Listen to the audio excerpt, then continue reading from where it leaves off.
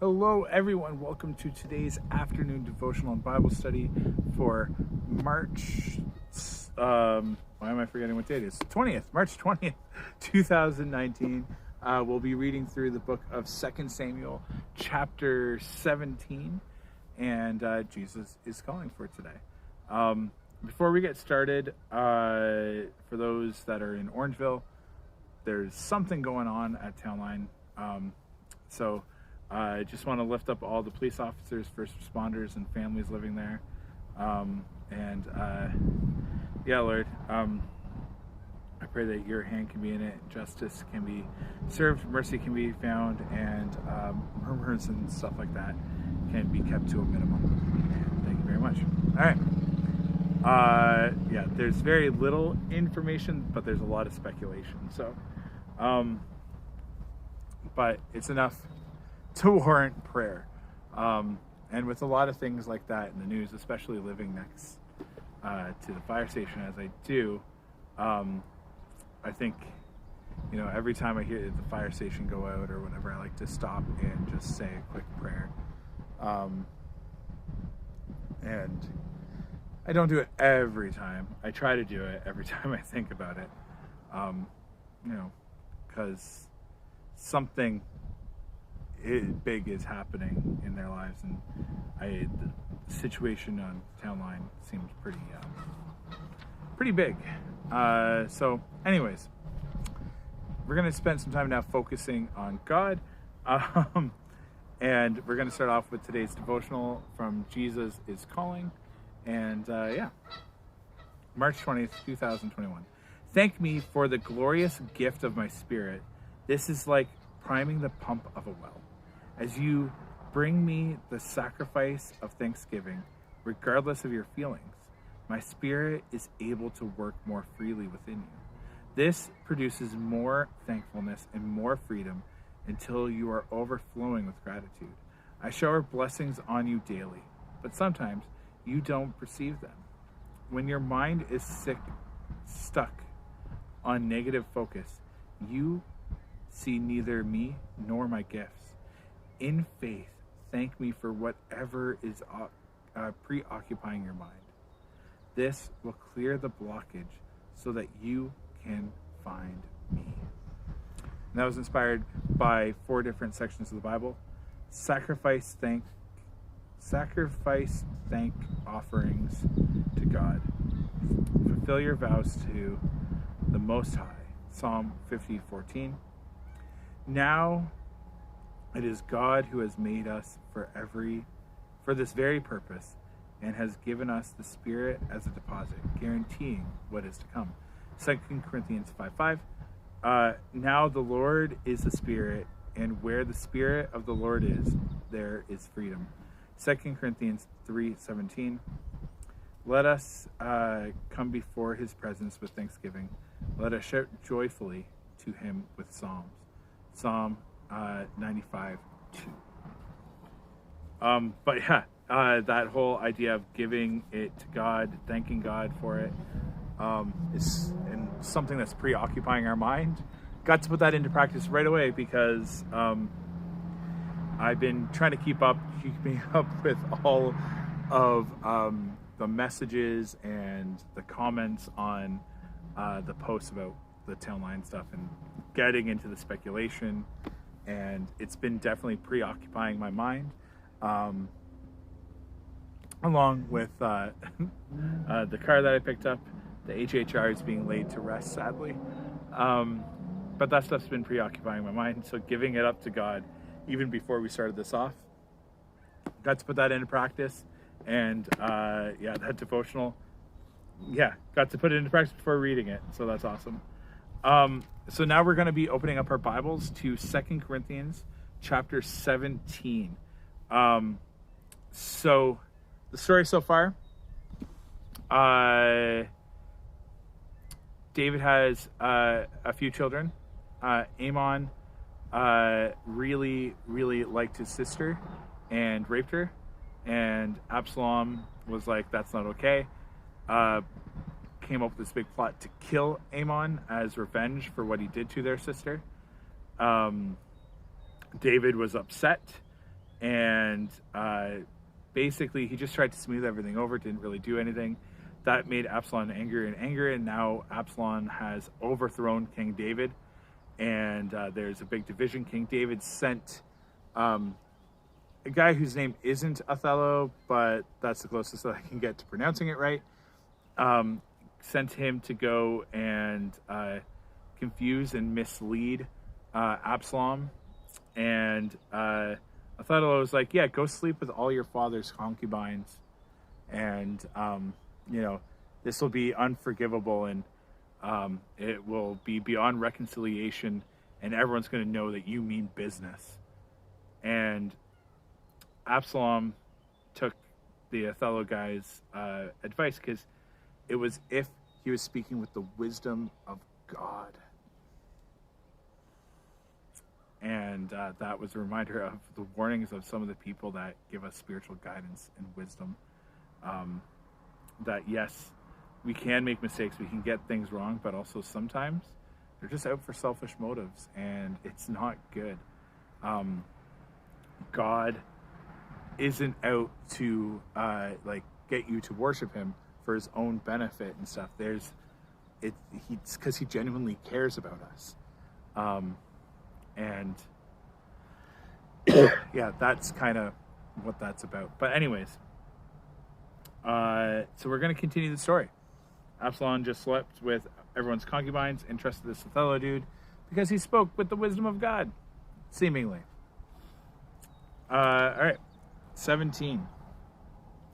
Now, Othello fell. It's like a fellow fell is his name. Urged Absalom, let me choose 12,000 men to start out after David tonight. I will catch up with him while he is weary and discouraged. He and his troops will panic, and everyone will run away. Then I will kill only the king, and I will bring all the people back to you as a bride returns to her husband. After all, it is only one man's life that you seek. Then you will be at peace with all the people. This plan seemed good to Absalom and to the elders of Israel. Hushai counters Othello's advice. But then Absalom said, bring Hushai the Archite. Let's see what he thinks about this. When Hushai arrived, Absalom told him what Othello had said. Then he asked, what is your opinion? Should we follow Othello's advice? If not, what do you suggest? Well, Hushai replied, Absalom, this time Othello has made a mistake. You know your father and his men. They are mighty warriors. Right now, they are enraged as a mother bear who has been robbed of her cubs. And remember that your father is an experienced man of war. He won't be spending the night among the troops. He has probably already hidden in some pit or cave. And when he comes out and attacks, a few of your men fall. There will be panic among your troops, and the word will spread that Absalom's men are being slaughtered. Then even the bravest soldiers, though they have the heart of a lion, will be paralyzed with fear. For all Israel knows what a mighty warrior your father is and how courageous his men are. I recommend that you mobilize an entire army of Israel, bringing them from as far away as Dan, in the north of Beersheba, in the south. That way you will have an army as numerous as the sands on the seashore. And I advise you personally lead the troops. When we find David, we'll fall on him like the dew falls on the ground. Then neither he nor any of his men will be left alive. And if David were to escape into the town, he will have all Israel there at your command. And he can take ropes and drag walls of the town into the nearest valley until every stone is turned down. Hushai warns David to escape. Hushai told Zadok and Abiathar, the priests, what Othello had said to Absalom and the elders of Israel, and what he himself had advised instead. Quick, he told them, find David and urge him to stay at the shallow shallows of the Jordan River tonight. He must go across once into the wilderness and beyond, otherwise he will die, and his entire army with him. Jonathan and Amaz had been staying at En Rogel so as not to be seen entering and leaving the city. Arrangements had been made for a servant girl to bring them a message that they would take to King David. But a boy spotted them at En Rogel and told Absalom about it.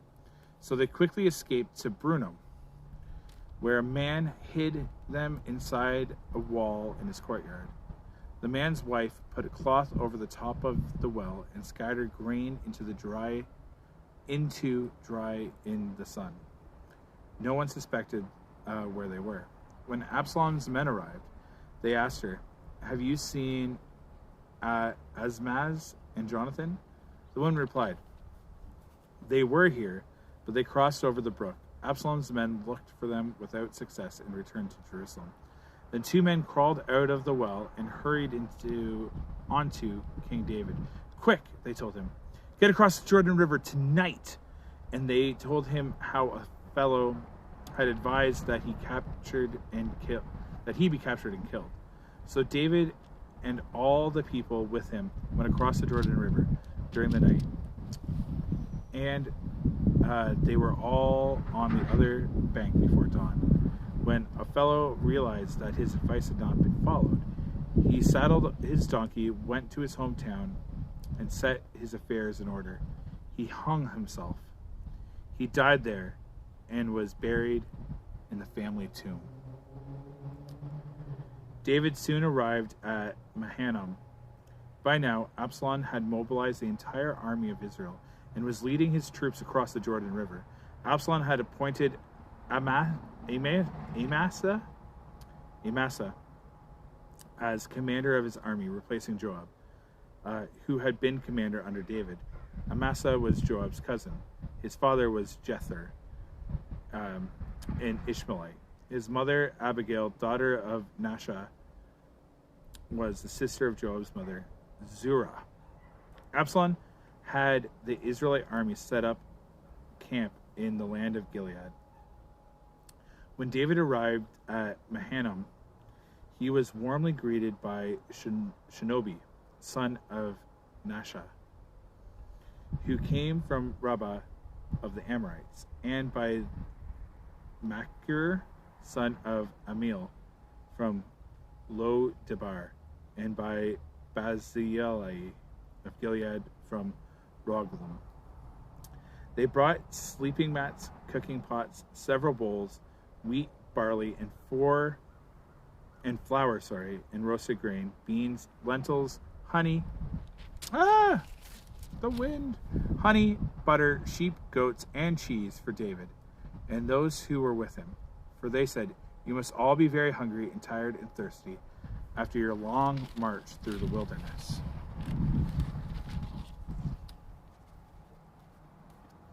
God add a blessing to the reading of his word. This is another one that's kind of challenging. So it's laying out the history and what ended up going down. The part that really stood out to me was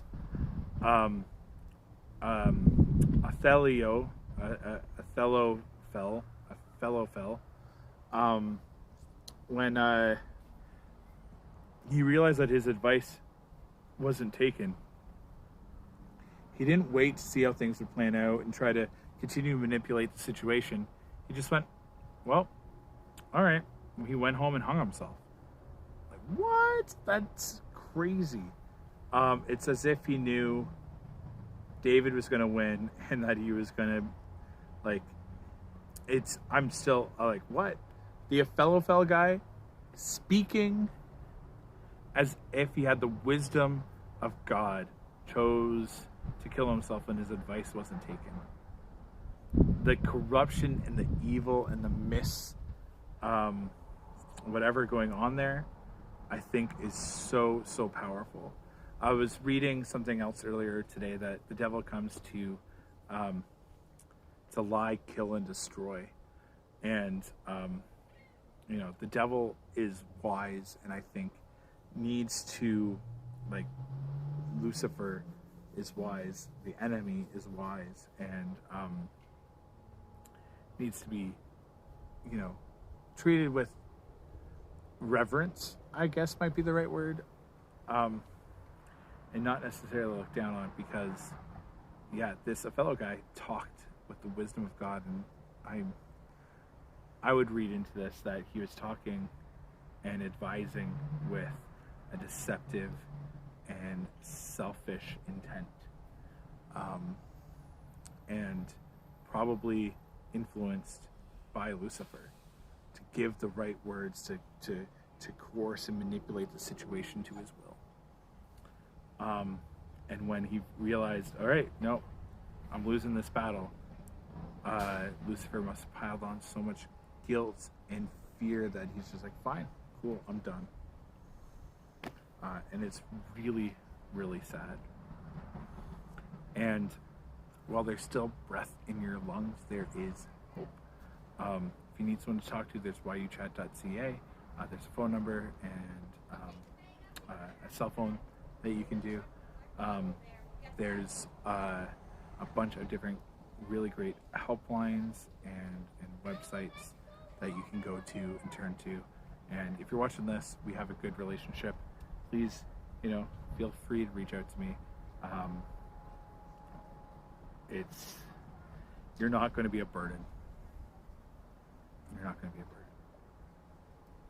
Don't listen to the enemy telling you lies that you're not worth it and you're not good enough. Even if you listen to him a little bit, doesn't mean that truth still can't win. Jesus came to reconcile us, not to punish us. He is the judge, but he came to reconcile us even while we were sinners. Christ died for us. So a couple days ago I mentioned the song Same Old Story, and one of the lines there is, and the dog he came and he told those lies, and with those lies I ran. But it's all about Jesus coming and redeeming and forgiving, and he can do that. So let us not be like Ophellophel and be hopeless when we've made a decision that we shouldn't, but embrace the love and forgiveness that God has. And sorry if you can hear some voices. Some people were walking the train tracks. I think they're picking up some garbage, which is kind of cool. But yeah, let's pray. AJC, awesome Jesus Christ, thank you for this sunny day. I lift up all the first responders and the families and the people involved with whatever's going on in Town Line. And Lord, I pray that we are not overburdened with guilt, that we're not overburdened with selfishness, that we're not overburdened with lies that we ran with and guilt associated with it. Lord, you offer us hope. While we were still sinners, you died for us. Lord, you continue to guide and direct us despite of us. Thank you for loving us. Thank you for guiding us and not giving up on us. While there's still breath in our lungs, there is hope. Let us not believe the lies that Ophellophel had as he manipulated the situation. Let's not put our faith in money and in power and in whatever, Lord. But let us find faith and value in you. And I thank you that you can forgive us, that we might not be consequence-free while we're here on this earth when we make bad decisions, but that you can honor us and grow and help us. Lord, let us fall in love with you and your forgiveness, and help to teach us and strengthen us to do likewise. Help us to recognize good, sound counsel.